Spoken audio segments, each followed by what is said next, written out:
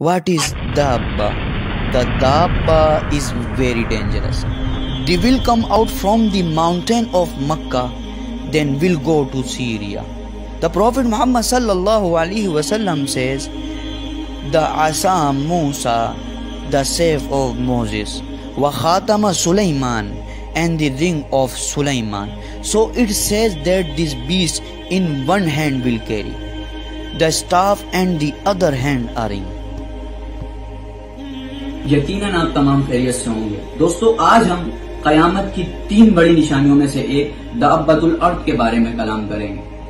یعنی زمین سے ایک بہت خطرناک اور بڑے جانور کا نکلنا, اور یہ کیوں نکلے گا, اس کے پیچھے کیا حکمت عملی ہے, اور اللہ پاک نے اس کے بارے میں قرآن پاک میں کیا فرمایا ہے, اور اس کے پاس حضرت موسیٰ علیہ السلام کا عصا اور حضرت سلیمان علیہ السلام کی انگوٹھی کیوں ہوگی.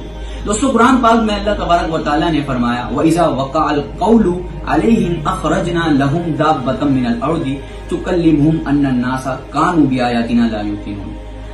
اور جب ان پر آن پڑے گی تو ہم ان کے لیے زمین سے ایک جانور کو نکالیں گے جو لوگوں سے کلام کرے گا فصاحت کے ساتھ, کیونکہ وہ ہماری نشانیوں پر یقین نہیں رکھتے تھے. دوستو یہ جانور اس وجہ سے نکلے گا کیونکہ لوگ اللہ کی نشانیوں پر یقین نہیں کرتے تھے, اس سے روگردانی کرتے تھے. جب سورج مغرب سے طلوع ہوگا تو اس وقت یہ جانور کوہ صفا سے زمین کو پھاڑتا ہوا نکلے گا, اور یہ اتنا بڑا ہوگا کہ اس کا ایک حصہ 3 دن میں نکلے گا, اور یہ نکلتے ہی اپنے اوپر سے مٹی کو جھاڑے گا اور پوری دنیا میں تیزی کے ساتھ ٹریول کرے گا, رینگتا ہوا پوری دنیا میں سفر کرے گا.